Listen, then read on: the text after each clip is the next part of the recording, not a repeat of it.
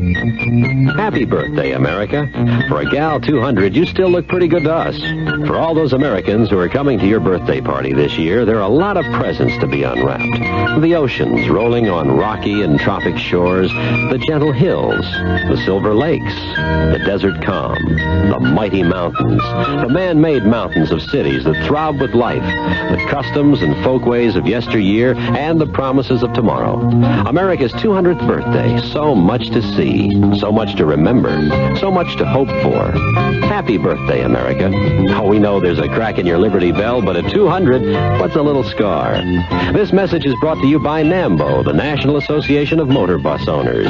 We're celebrating our 50th anniversary by serving 15,000 cities and towns.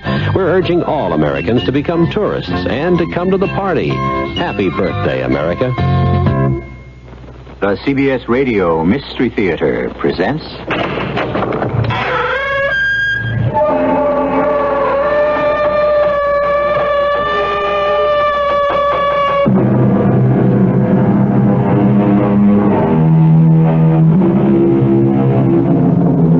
Come in. Welcome. I'm E.G. Marshall. I have a tale of madness and murder for you. A story of greed, of evil, and, strangely enough, a warm and rewarding love. Mix all these elements together, and the result, an exciting spellbinder. Greed is a frightening disease of the mind and spirit. It debases and cheapens all it touches. It cannot be satisfied. Indeed, it stimulates a desire for more and more. It is a mental sickness of civilization. It has no reason. Welcome home, man. Welcome home. Sorry I can't embrace you, my dear wife. But my arms seem to be tightly strapped to my sides. Doctor, order your attendants to release him. Mrs. Layton. Release him. Unstrap him, Fred. That's better. Much better. Now, will you all please leave, so I may be alone with my husband? Yes, of course. Goodbye, Van. Come in. Now, aren't you happy to be home, Van? Oh, yes. Happy. Very happy. No. Van. No. Stay away.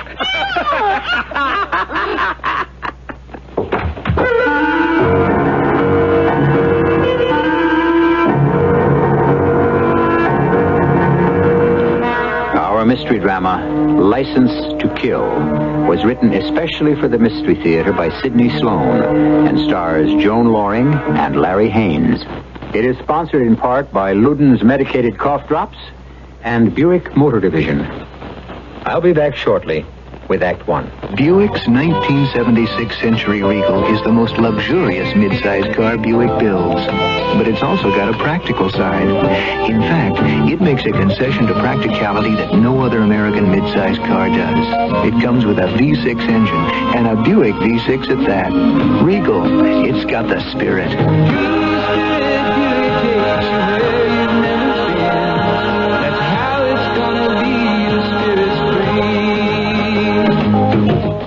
You probably have a friend who drinks too much, but you can't talk to him about it because, why? Because it's not polite. Nonsense. Friends are supposed to get involved, so don't be polite. Help him. Talk to him and write to us. We'll send information that can help you help him. Write Alcohol Box 2345, Rockville, Maryland 20852. This message is a public service by this station and the National Institute on Alcohol Abuse and Alcoholism. Children make a lot of noise, but to me it's a wonderful sound. They have a lot of energy, a lot of playing to do before they take on the serious world of adulthood. Every day they take on a bit more of this wonderful world. I guess we're lucky, because there are so many places in the world where the children are too weak, even for play. Bangladesh, Honduras, right here at home. They're weak from a lack of protein and essential vitamins, weak from the bad water and the parasites that rob them of important nutrients, a childhood of tears instead of laughter.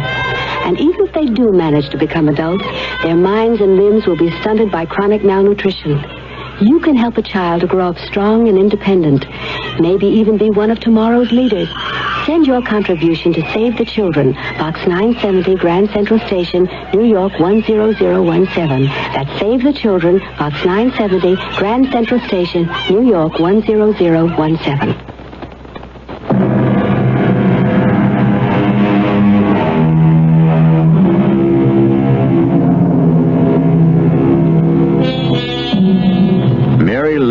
Has driven a long way that day to visit her husband. And all through that long drive, there was one overwhelming and compelling thought in her mind. She must get him out of that place. The words mental institution were too repugnant for her to mention, even to think. She must get him out. It was the only way. She must do what she had secretly planned for over a year. Van, will you look at me? I'm speaking to you. Turn around, dear.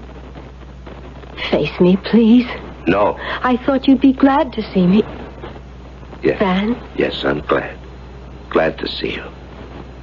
Do you know why I've come? Is it rainy? Oh, yes, it is. Why do you always come to see me when it rains? That isn't so, Van. Oh, yes. Rainy days, you come. It always rains when you come. Would you rather I didn't come, Van? Yes. Yes, don't come. You don't mean that. You know I want to do everything I can for you. You want to do everything you can to get my money. That's unfair. Unfair? I remember you think I'm so mixed up in my head that I don't remember. You tried every way you could to get control of the estate, but you failed. Please, Van, you're wrong. Wrong? I was wrong to marry you. Don't say that. You know I could have divorced you when I was put away. Don't think you're protecting my feelings. I know I'm insane. You've told me. The doctors all agree. Hopelessly insane. Locked up for life. Go away, Mary. Go away. Leave me in peace. Would you like to come out? What do you mean, come out? In my custody. I'll take responsibility. Responsibility? You? I want to take care of you. I think you'll be happier out. Out?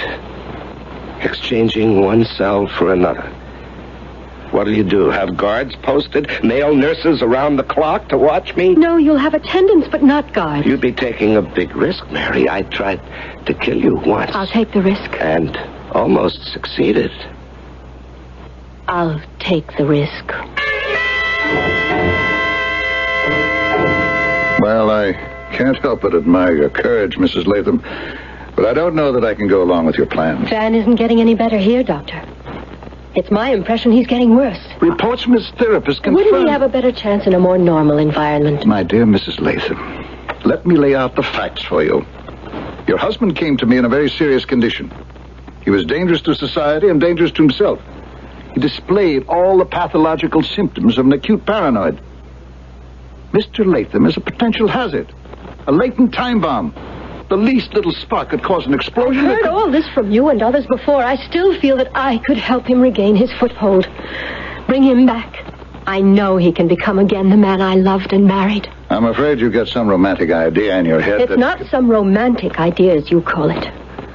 Things can be done with love to heal him where all the medical science of the world fails. I see. Well, I must tell you that I shall oppose your plans. Mr. Latham will not leave this hospital if I can help it.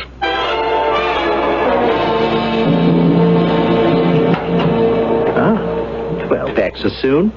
Come on, get in. Well, how'd it go? The way I expected it would. No good. Oh, what's your next move, baby? Start the car and let's get out of here. This asylum atmosphere has me depressed enough already. Sure. Well, you're in there a long time. I had to make it look good. I had to spend a little time with Van. Still catching those imaginary birds in his room, huh? No change. Worse than ever, I think. The doctor tells me he's fine, just fine, but... Yeah, but they won't unlock the door of the padded cell, right? Will, you're not funny. Well, I'm sorry, baby. I knew it wasn't going to be easy getting him out. Well, frankly, I think you're looking for trouble. We're happy, aren't we? I mean, having him behind those strong, heavy institution doors is great with me, so why can't we go on as we have been? Don't play stupid, Willie. You know why I have to get him out.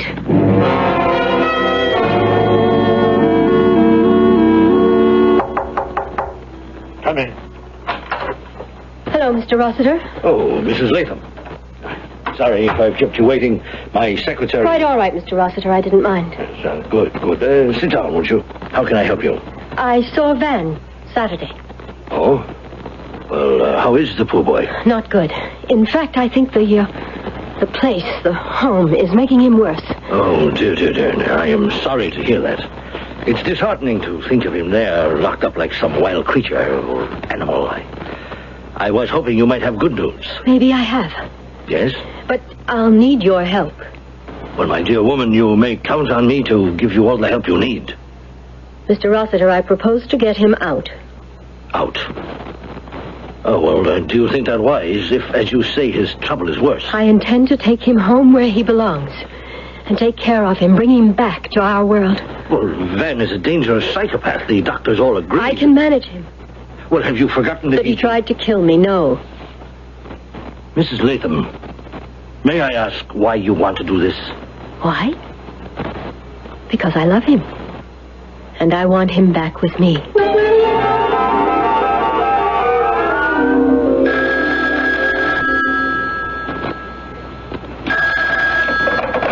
Hello? Oh, Mrs. Latham, this is Charles Rossiter. Oh, yes, Mr. Rossiter. About that matter of obtaining, about Van's coming home. Yes? I went to the hospital yesterday. You what? Yes, I went to the hospital yesterday to see... Why? Why?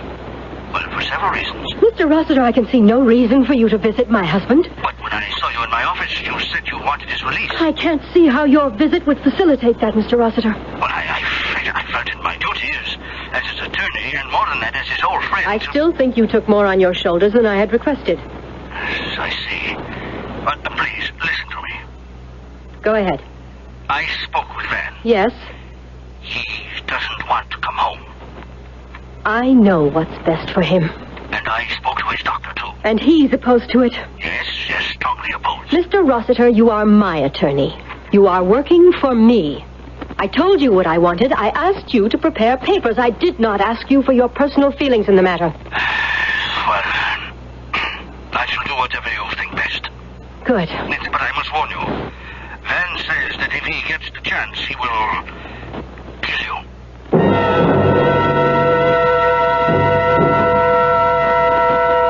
You'll have to get your things and clear out of the house for a while, Willie. Clear out? They're bringing him home today, and I don't want you around when that happens. You know something, Mary? You should be in the institution. I think you need psychiatric help as much as he does. Oh, really? Yes. Oh, this whole idea is crazy. You know he's dangerous. You don't love him. So what reasons do you have to take the risk? It's all very simple to understand. I've told you before. It's a little matter of money. Yes, but you've got plenty of money. It's enough for both of us. Enough for you, Willie. You have modest tastes, but I feel like a child on a strict allowance, and I hate it. All of Van's money was put in trust for him by his parents before we were married. Did you know about his mental condition when you were married? Of course I knew. His father told me about him. However, it was thought to be a mild and temporary condition at the time. It was only after we were married that the condition worsened. Mary, but what money was there? You knew what to expect. The real money was locked up in a trust. I thought that after I was married to Van, and especially after he became violently psychotic, that I could have the trust set aside and the money put into my hands to administer as I saw fit. No go, huh? No go, unless he should die. Do you understand, Willie? Unless he should die.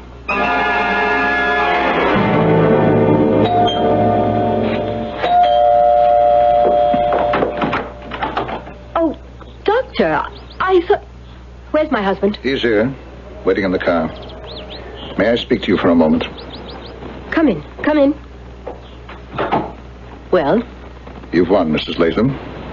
Your husband is being returned. He's waiting outside. So you've said, why not let him come into his home? It was necessary to bring 2 attendants with you, Mrs. Latham. Regulations? No, it was necessary to control him. We brought him to you under restraint. I don't believe that's necessary. I saw him a week or 2 ago. He was quite calm, under control. This is no longer the case. Despite the fact that he's under heavy sedation, he resisted violently when told where he was going. Now, do you have the proper staff to take care of him? Please don't concern yourself, Doctor. I can manage. The 2 men I have with me are trained psychiatric nurses. I will have no need for them. I urge you to keep them with you until he becomes accustomed to his surroundings. Doctor, this is his home. He is accustomed. He is familiar with it. There will be no problem. Very well. I'll have him brought in. Fred, Ralph, bring him in. I hope you won't regret this. Really, Doctor, I find this conversation tedious and unproductive. Well, my dear wife, so nice of you to invite me. Welcome home, Van. Welcome home. That has a familiar ring. Sorry I can't embrace you, but my arms seem to be strapped tightly to my sides. Doctor, order your attendants to release him. Mrs. Latham. Release him. Unstrap him, Fred.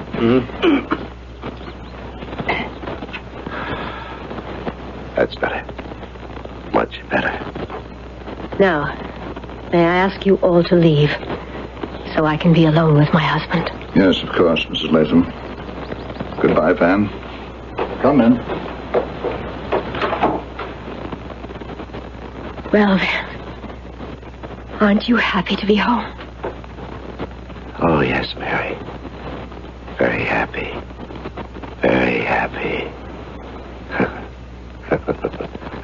No.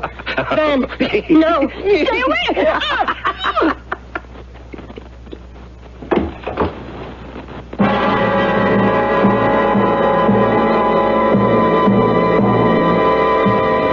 Mary Latham may have opened the legendary Pandora's box.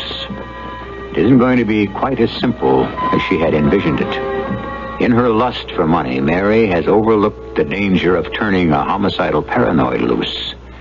I'll be back in a moment with Act 2 of our story. You can have great taste, lots of great taste and taste with Ludens.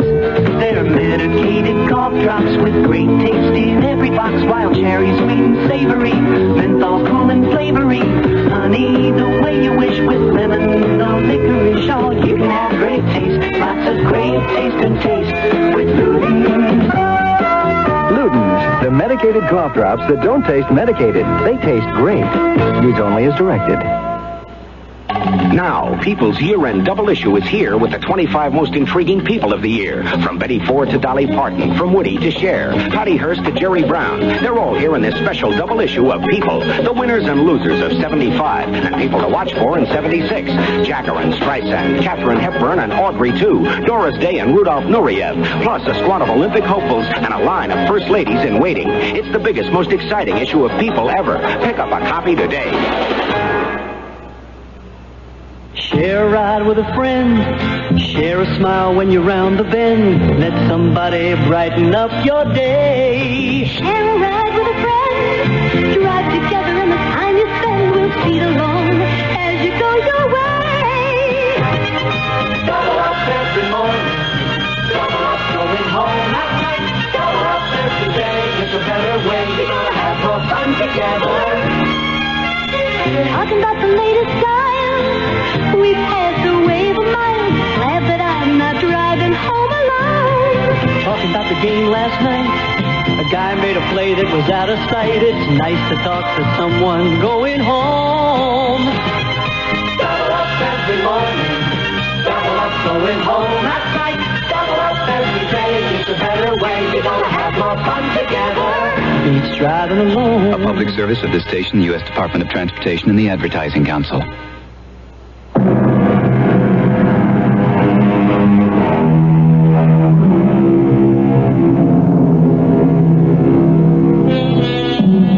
Mary Latham was a headstrong, compulsive woman who had to have her own way in everything. But she was beginning to wonder if perhaps she had reached out too far in her nefarious scheme to get her hands on her husband's money. Van, she discovered, despite his mental illness, will not be so easy to handle. The future course of her actions is still cloudy and ill-defined, but there is danger there, whether or not she knows it. Hello? Where have you been? I've been trying to reach you all evening. Didn't they give you my messages? Well, this isn't the Ritz, Mary. It surprised me to find out they've even got a switchboard in this flea bag. Now, what's up? I want you to come here right away. Well, it's nearly midnight. I want you to come. It's urgent. I can't talk to you over the phone. Hurry. Oh, sure. I'll be there in 20 minutes.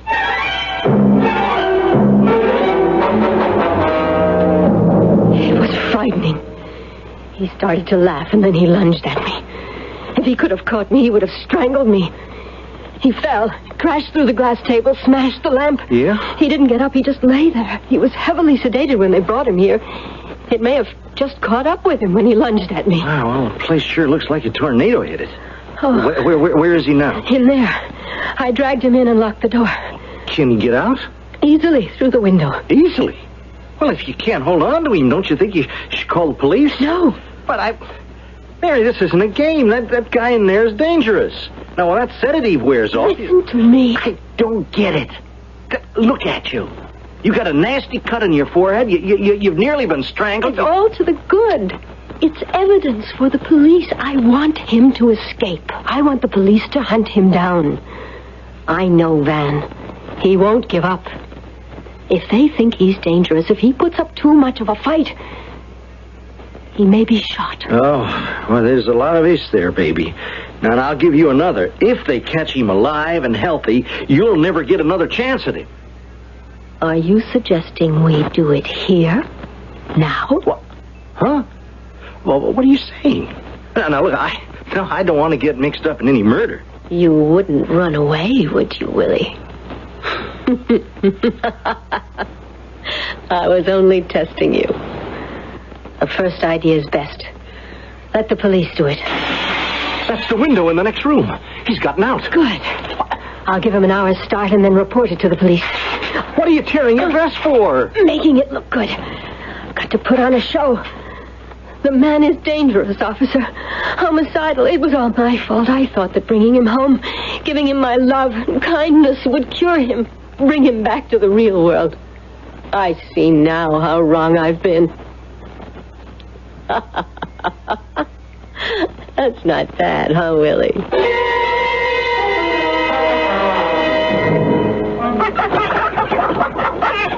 Who's in there? Now, speak up, whoever you are, huh? I got a 12-gauge shotgun in my hands, and I know how to use it. Now, you come out of there, and you won't be hurt. See here, I know you're in there. My hens don't like strangers. Now, you come out, and come out quick. Cold outside. I went in there to get warm. Well, you sure are a sight for sore eyes, mister. Why, you're all tore up. You've been bleeding. Been in some kind of auto accident? No. Fell down. Oh, come on in the house. Now, what you need's a good meal and some eggs and bacon and a cup of hot coffee. Does that sound good? Yes. I am hungry.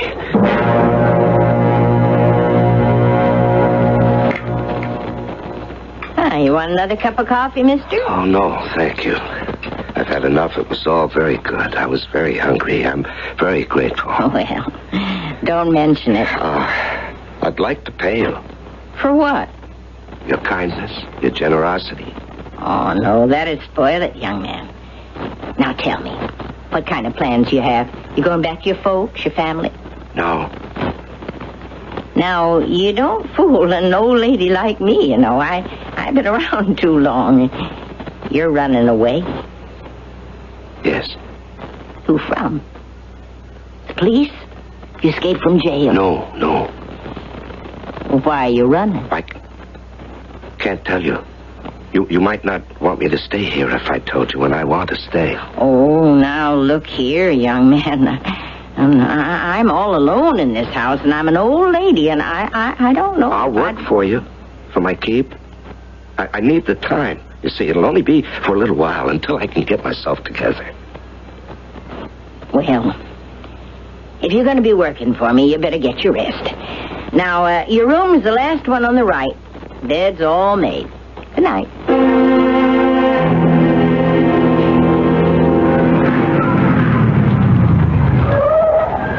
Will? Well, there you are at last. Come on, get in. Well, you kept me waiting for nearly half hour. I'm sorry, Willie, but I had so many things to do. Why are we always driving around in a car? Why are we always meeting on street corners? The house is surrounded by the police. How would it look if they saw you coming in and going out at all hours of the day and night? Yeah. I saw your sob story in the paper this morning. Ah, sincere, wasn't it? And I only wanted to do what I thought was best for Van. I loved him, and I wanted to cure him with my love. Aren't you overdoing it? Don't you see? I've got to establish myself as a foolish but loving wife. I even wrote a long and tearful letter of apology to the doctor. Yes, I know. You sent a copy to the papers, too. I read it. Say, what time is it? Huh? Oh, it's a few minutes after 7. The doctor, Van's doctor, is on the news. Turn on the radio. In answer to a criticism made of my policies, I want to state here now that I oppose releasing my patient, Van Latham. An order was obtained in the courts forcing me to release him. I have a letter here from Mrs. Latham, who is responsible for this dangerous situation, apologizing for her act. I will say that it was all done without thought as to the consequences, which are serious. A madman is loose in our city, a dangerous paranoid. He may look harmless, but I assure you he's a killer. That's what I want to hear, Doc. If you see this man, you will find pictures of him in your local papers. Do not try to apprehend him yourself. I repeat, do not try to apprehend him yourself. Think anyone would Call after the police. that? Please, Mary. A special number has been set up. It is 555-2323. I repeat, call 555-2323. The police have been armed with darts containing an almost instantaneous tranquilizer. It is painless and humane. Shut him off. And will render the man unconscious. I don't like that. Why not? I don't want him knocked out with tranquilizers. I want him shot down.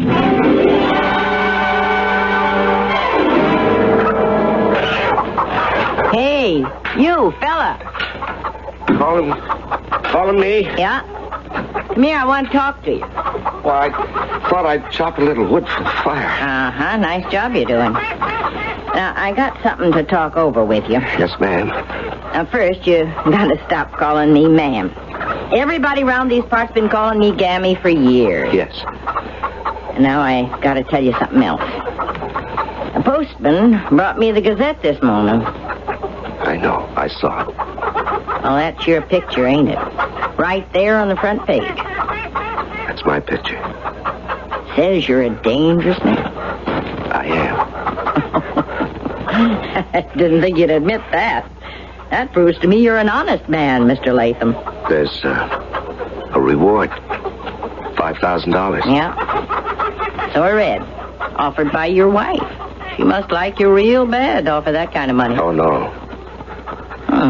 You don't want to go home? No. I found more peace, more kindness, more warmth here than I've known in my life. I feel like I'm getting well here.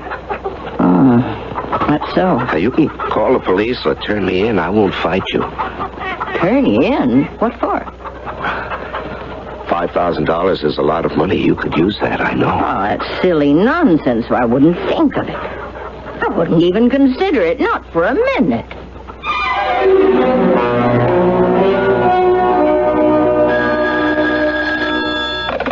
Hello? Mrs. Latham, Yes?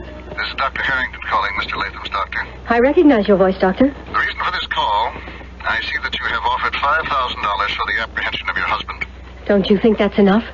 I think you shouldn't have offered it at all. Oh, indeed. Don't you realize what you're doing? This is a matter for professionals, the police. You're encouraging ordinary people to hunt for him. And what's wrong in that, Doctor? Your husband is a dangerous man. You know what can happen if he's seen and an attempt is made to capture him? What would happen, Doctor? Why, it might result in serious injury or death. To whom? To the individual trying to make the capture, or to Mr. Latham, if the individual is armed. Oh, dear, I didn't realize that... Then you'll withdraw the $5,000 reward. Yes, I shall. I will make it 10,000. What? If he is so dangerous, wouldn't it be fair to make the compensation higher? To make the risk more worthwhile, Doctor? Why, you...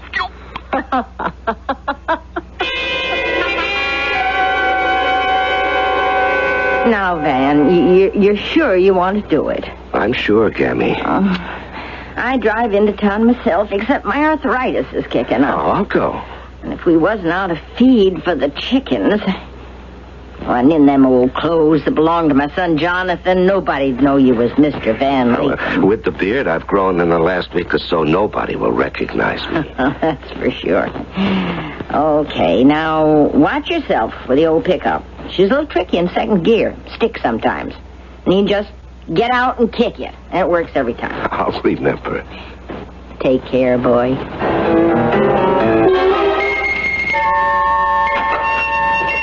Morning. What can I do for you? I want 50 pounds of chicken feed. 50 pounds. Here you are. Cash or charge? Charge. To Gammy. Mrs. Harry Anson. Sure. Gammy, you working for her? Sign right here. Oh, yeah. I didn't know Gammy could afford a hired man. Oh, she can. That's her old pickup out there, ain't it? Front of the store? That's right. She just comes in herself. Well, she has arthritis. Again? Too bad. You want some help with the feed, getting it into the car? Oh, no, it isn't heavy. I can manage. I just thought. I got a package for Gammy. Come in about 3-4 days ago. Sent out a notice to her. Did she get it? She didn't say. You might well take it along, save yourself an extra trip. You want to wait a second? Very well. Put the feed back at the counter. Yeah. Right with you.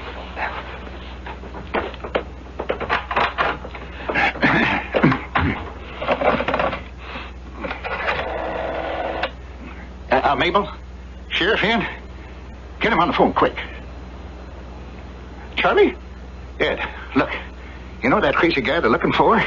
It's in all the papers. Name's Latham. Well, he just walked into my store, recognized him from the picture in the paper, bought some chicken feed. Huh? Keep him here? Well, how soon? Make it quick. And there's a $10,000 reward. We'll split, Charlie. 50-50. Now, make it fast. Had a little trouble finding the package, mister. Oh, I could have gone along without it. Don't make a move, mister. I've got you covered. I'm taking no chances with you. One move and I'll let you have it. What are you doing? Now, stand there. Stay back or I'll shoot. I'll kill you. Let go of me. Sheriff will be here. You shot me.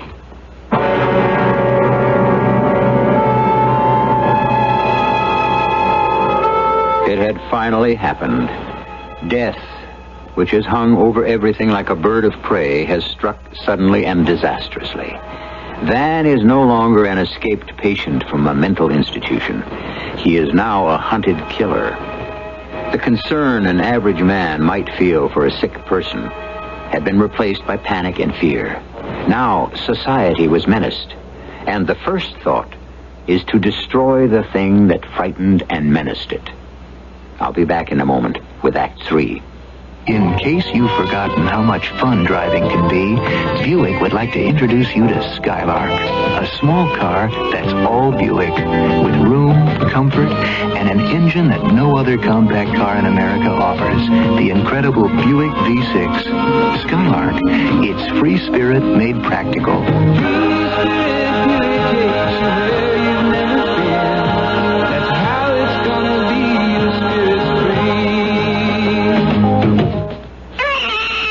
Just about wiped out smallpox and smallpox vaccinations? Who got the world's pilots in control towers to speak English so you can land safely? Who helps you in dozens of ways? The United Nations. Learn what it's doing for you. Get the free UN booklet. Write United Nations Association, Box 475, New York 10017.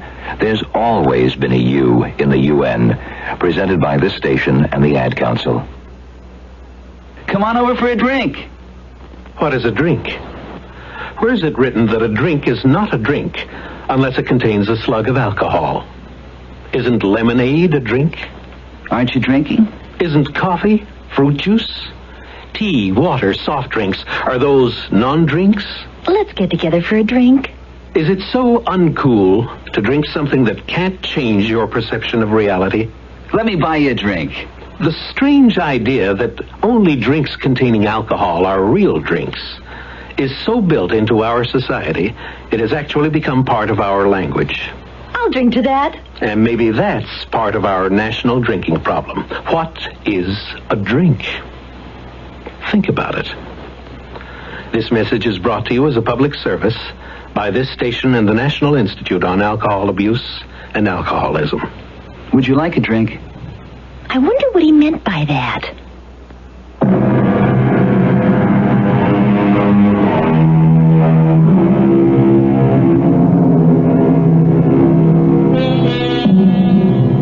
It was greed that prompted the offer of reward for the capture of Van Latham. And it was greed that prompted Ed Bowers to attempt the capture of the hunted man. How much more tragedy can be squeezed from Mary Latham's selfish offer? Time is running out. The hourglass has only a few grains of sand left. The evil has festered and must break open in final violence.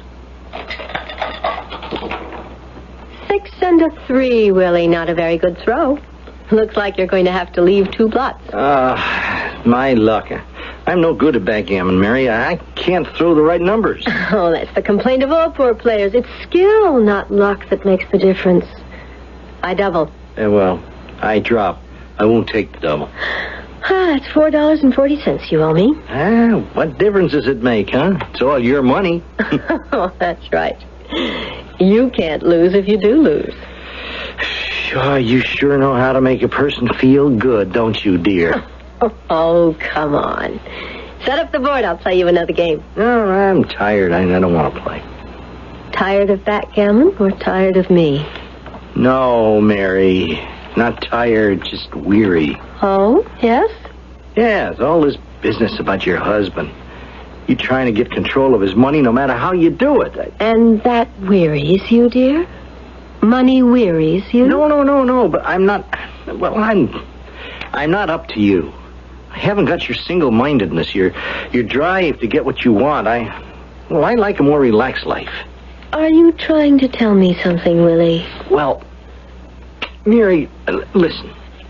I'm listening. Go ahead. Oh, the phone, wait. Hello? Who? Oh, yes, Lieutenant. Yes? Oh, that's horrible. And my husband, is he all right? Where did all this happen? Upstate. Yes, I understand, but if you can take him alive, I know you will exert every effort to do so, but... Yes, I know. You must consider the safety of your men. Yes. Oh, yes, I will pay it. Thank you for calling, Lieutenant. He's done it. He's finally done it. What's happened? Van's killed a man. Post office feed store in a little town upstate. The man recognized Van from the pictures in the papers. Tried to stop him with a shotgun. Van wrestled the gun out of the man's hands and blasted him. Man's been killed? Yes. Don't you see what that means? Now the police won't hesitate to shoot. And you engineered it all, Mary. That's right. Now the police will do my work for me. You know what the lieutenant said to me on the phone? He asked me if the reward was still good if they had to shoot Van. And you said yes. Of course. It won't be long now. He said that almost the entire state police force was on this case. Suppose he comes here. Suppose he comes here to kill you. Well, I think you're number one on his list. Let him come. See this, Willie? Revolver. And I have a permit for it, too. So if the police don't get him, you will. Oh, I expect they'll beat me to it. This house will be under constant surveillance inside of an hour. If the police get to him first, that'll spoil things a bit for you, won't it? I don't know if I like the sound of that remark, Willie boy. What's boiling in that little brain of yours? Nothing. Just making a joke. I wouldn't do anything or say anything to upset you, don't you, Mary? Well, at least not when you've got a gun in your hand.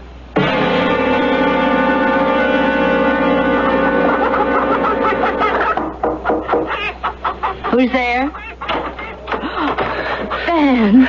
Oh, you poor boy. Well, now, come in. Come in. Yes, I've been hiding out in the woods all day. I had to ditch your pickup. The police brought it back to me. They've been here then, huh? Been and gone. I said I didn't know who you was. Just a hobo looking for some work and for a place to put his head. Yes, that's a pretty accurate description of me, Gammy. Looking for a place to put my head. Oh, you must be weary and hungry. Can I get you something? No.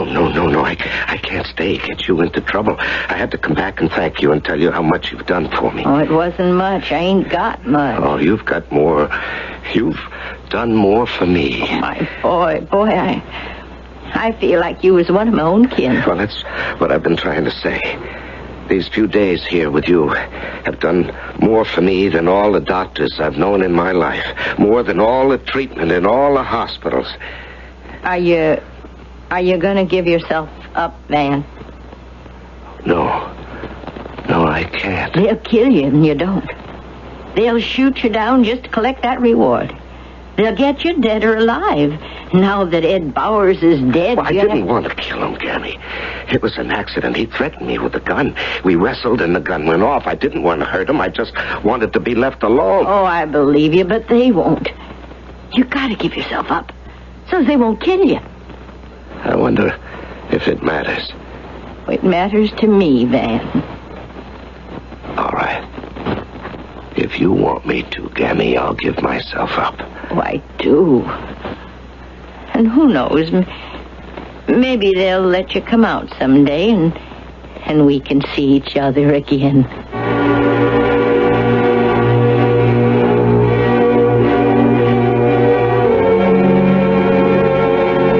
Yes, Lieutenant. Yes, I know you will. Yes. Thank you. Goodbye. The police have reason to believe he's still somewhere upstate. Yeah, running for Canada. Probably. They say that the Canadian Border Patrols have been alerted to be on the lookout. Just like an old movie, huh? Well, I can see it now. Snow falling, wilderness, Royal Northwest Mounties. Very funny. I wish you'd lay off the bottle. You're drinking too much and you don't make sense most of the time. Well, that's my excuse. What's yours? Well, I'm bored with your company. Will you go home? Home is where the heart is, haven't you heard? You're drunk, and I don't want to continue this stupid conversation. Go back to your hotel. Never. Hey, what do you think I am? Think I'd leave with this danger? Just what do you take me for? There's no danger. The police say they don't believe there's any chance of his coming back here. Yes, but the police have been known to be wrong. Suppose Van comes back here. I don't need you to protect me from him. Oh, I know. But who's going to protect him from you?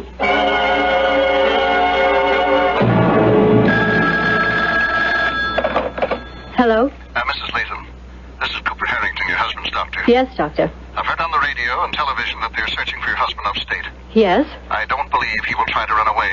I believe he will come there to you. Oh? I know him very well. I know how his mind will work. He has it in his mind to kill you. All our tests, analyses, hypnosis have revealed this one strong, abiding hatred for you. Now, it is my opinion. What are you worried about, Doctor? Frankly, I'm worried about my patient. That bounty you've put on his head. You don't approve. It's a license to kill. It makes killing profitable. He'll be shot down. Perhaps. But after all, he is a killer. He's killed a man. I am only his doctor, not his judge. And you're not concerned with the safety of other people? You're not concerned that he will try to kill me? Of course I am, but... I don't wish to continue this, Doctor. I feel the entire problem is in competent hands. I am not the least bit worried. Thank you for your interest. Yeah. Is the doctor worried about you? No, about his patient. No.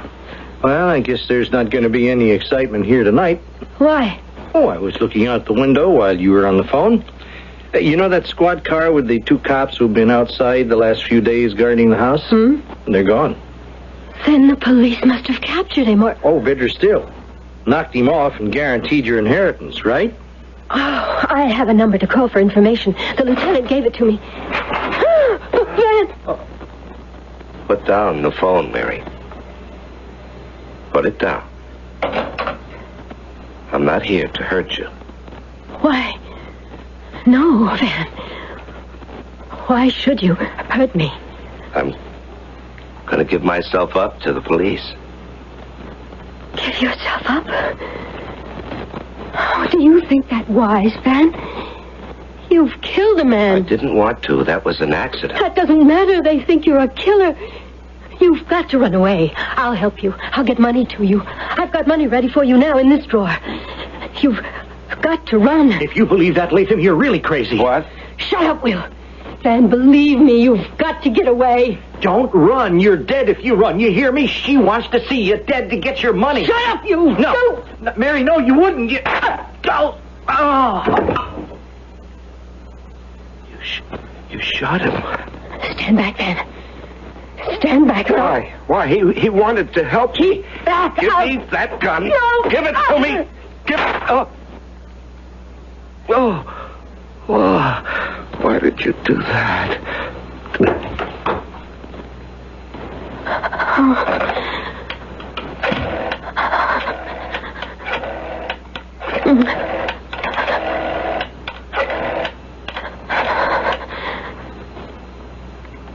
Hello, Lieutenant. This is Mary Latham. My husband came here, attacked me. I had to shoot him. A stray bullet hit an innocent person.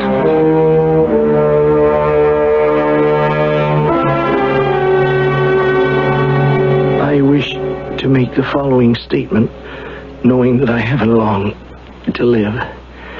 Mary Latham shot me because I wanted to warn her husband that she intended to kill him for his money.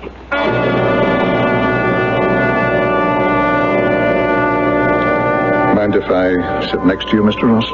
No, Doctor. Sit down.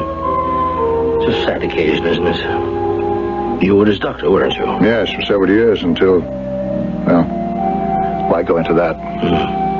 You know, I like to remember Van as a small boy when I first knew him.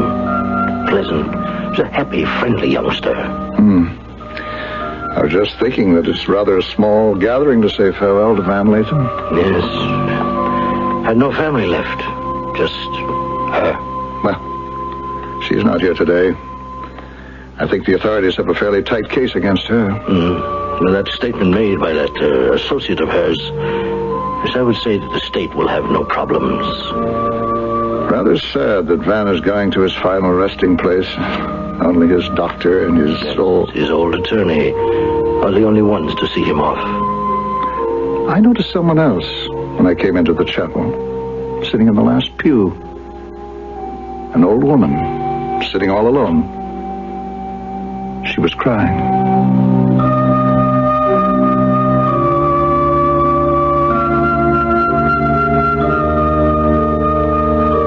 And so the comedy is over. 3 men have died, and the woman whose desire for money lighted the fire that consumed the men will face a jury of her peers to account for her actions. Greed is an evil hunger that feeds on its own appetite and can never be satiated. I'll be back in a moment. Here's a tip from your Better Business Bureau on the metric system. Have you noticed the metric measurements on packaged foods at your supermarket lately? Soon the metric system of measurement will be commonplace all around the country, and you should be ready for it. Look carefully at the metric measurements on the foods you buy. They may seem bewildering at first, but they make a lot more sense than the system of measurement we're currently using. For example, right now, fluid measures are expressed in gallons, quarts, and pints. Dry measures are expressed in bushels, pecks, dry quarts, and pints. And a dry quart is 16% larger in volume than a liquid quart. By using the metric system, however, you only need to know 1 unit of measurement for liquid volume, the liter. All other fluid measurements are multiples of the liter. And similarly, dry volumes are measured by the gram and multiples of the gram. This has been a tip from your Better Business Bureau on the metric system.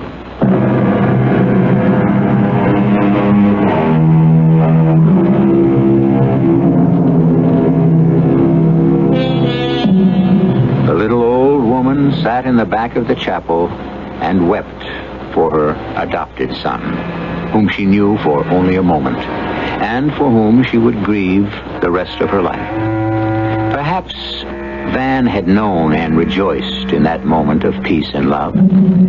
Perhaps the first and only love he had ever known. the only peace. Our cast included Joan Loring, Larry Haynes, Earl Hammond, Sid Sloan, and Mary Jane Higby. The entire production was under the direction of Himan Brown.